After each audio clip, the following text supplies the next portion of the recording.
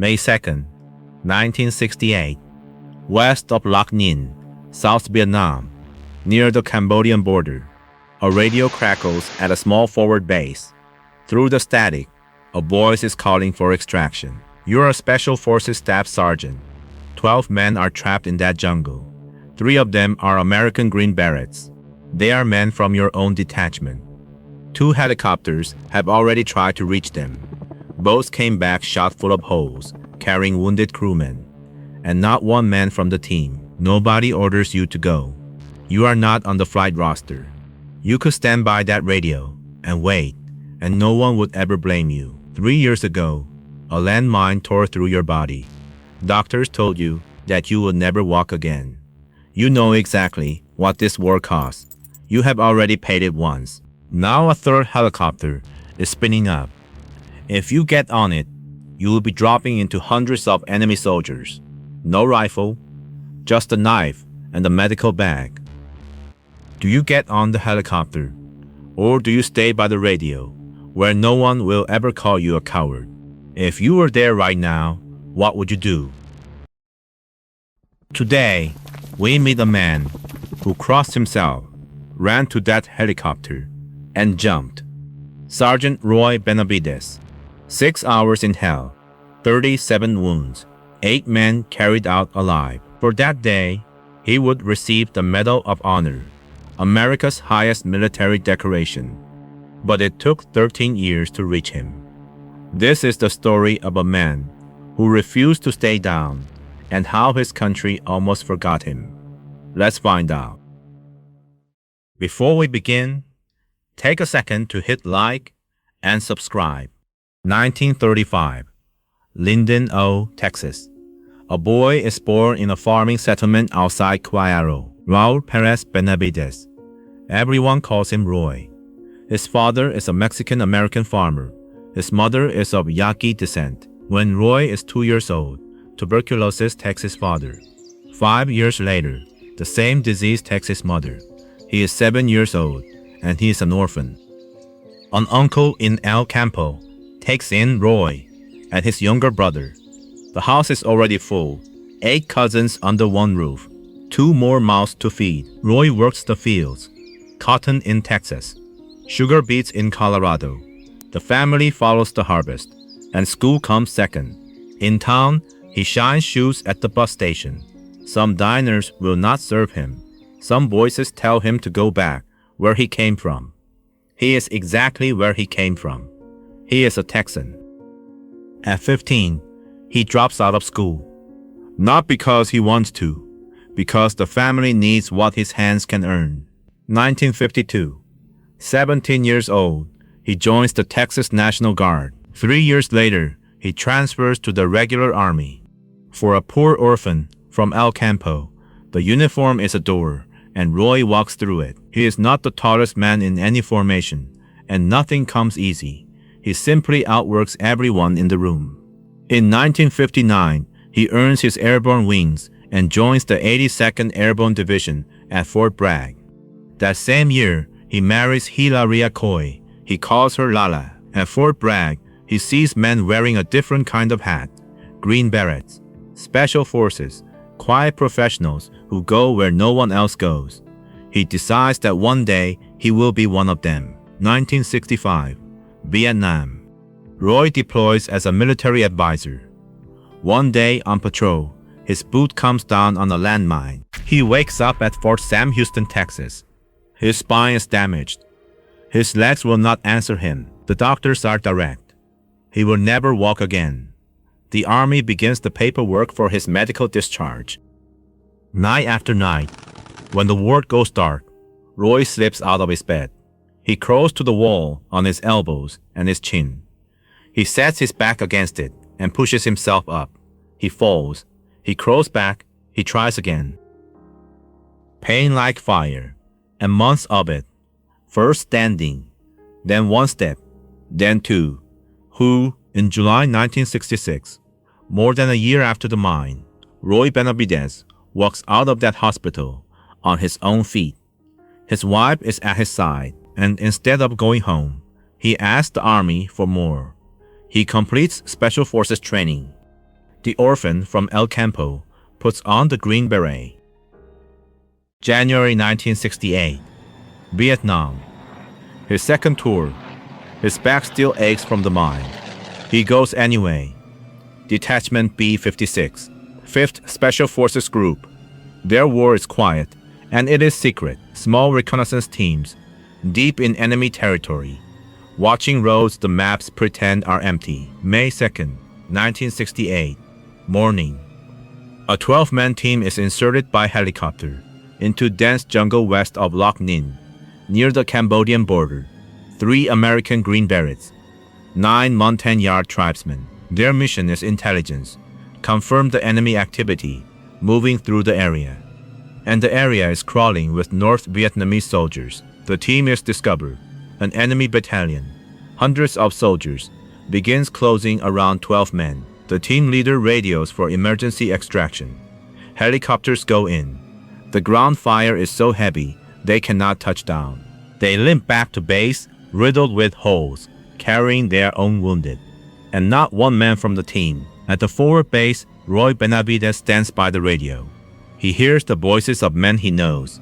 He hears them growing weaker. The helicopters are going back for another try. No one orders him aboard. He crosses himself and steps onto one anyway. He is carrying nothing but his knife and a medical bag. Over the clearing, the pilot cannot land. The landing zone is a kill zone. So Benavidez jumps from the hovering helicopter, hits the ground, and starts running. 75 meters of open ground to the tree line. Every enemy gun in the jungle seems to find him. Before he reaches the team, a bullet tears through his right leg. Shrapnel rips into his face and head. He gets up and keeps running. He finds the team pinned in the undergrowth. Some of them are already dead. Almost every man still breathing is wounded. He takes charge. He binds wounds, injects morphine, passes out ammunition from the dead.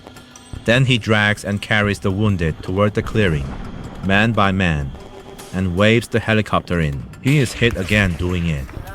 He does not stop. Then he goes back for the team leader's body and for the classified documents on it. Signal codes, intelligence, things that cannot be left for the enemy. As he reaches the body, a bullet hits him in the abdomen, and grenade fragments tear into his back. At that same moment, enemy fire finds the extraction helicopter's pilot. The aircraft lurches, rolls, and crashes into the clearing. The men he has just loaded are inside it. The helicopter lies broken in the clearing, smoking. Benavidez pulls the survivors out of the wreck. One by one, he forms them into a tight circle in the mud. Wounded men facing outward, weapons pointed at the jungle. Then he picks up the radio. For the hours that follow, his voice is the one directing the war. Gunship runs, tactical airstrikes, fire walked in close around a shrinking circle of men. The jungle answers back. Automatic weapons, grenades, mortar rounds walking across the clearing. He is hit again. More shrapnel. He is bleeding from more places than he can count. He keeps talking into the radio. He crawls from man to man under fire. Water for one man. Ammunition for another. A hand pressed on a wound until the bleeding stops. He keeps telling them the same thing. Help is coming. And finally, it comes. Another helicopter fights its way down into the clearing. This is the last chance, and every man on that field knows it. Benavidez begins carrying the wounded aboard. One man across his shoulders, then back into the fire for the next. Again and again. His back is full of shrapnel. His legs are torn. He carries them anyway. He is lifting a man toward the door when an enemy soldier rushes from behind and clubs him with a rifle. The blow drops him to the ground. The soldier is on him with a bayonet. The blade goes into his arm. Benavidez pulls it out, draws his own knife, and kills the man with it. He gets up. He goes back to loading the wounded. Near the nose of the helicopter, 2 more enemy soldiers break from the tree line. Benavidez snatches up a fallen rifle and drops them both, one last circuit of the clearing. He gathers the scattered classified papers. He checks the dead so that no one is left behind. Then the strongest man on that field, barely able to see through the blood on his face, is pulled aboard the helicopter himself. It lifts off through the gunfire. 6 hours, 37 separate wounds, bullet, bayonet, and shrapnel. 8 men leave that jungle alive because one man got on a helicopter he was never ordered to board. Back at Loc Ninh, they lay the casualties in a row. Roy Benavidez cannot move. He cannot speak. His eyes are crusted shut with blood. A doctor examines him and finds no sign of life. They slide him into a body bag. He hears the zipper begin to close. He cannot raise a hand. He cannot make a sound. So he does the only thing left in his power. He spits in the doctor's face. The zipper stops. The bag opens. And Roy Benavidez goes to surgery instead of the grave. Roy Benavidez survived months of hospitals, operation after operation. For the 6 hours at Loc Ninh, the Army awarded him the Distinguished Service Cross, the nation's second highest honor for valor. 1973, his old commander insisted the record was wrong. This was Medal of Honor Valor. But the time limit had passed, and when Congress made an exception, the review board asked for the one thing no one could produce: a living eyewitness. The men who could testify were dead, or scattered, or unknown. The file closed, the war ended, and the country tried hard to forget it. Roy retired as a master sergeant in 1976 and went home to El Campo. Then, in 1980, on the other side of the world, a man opened a newspaper. Brian O'Connor, the team's radio man, wounded so badly on May 2nd that he was evacuated before anyone took his statement. The Army thought there were no witnesses. O'Connor never knew he was one. He read the story of Roy Benavidez, and he sat down and wrote 10 pages, everything he had seen in those 6 hours: the running, the carrying, the knife. On February 24th, 1981, at the Pentagon, President Ronald Reagan placed the Medal of Honor around Roy Benavidez's neck. 13 years after Loc Ninh, Reagan told the room that if this story were a movie script, no one would believe it.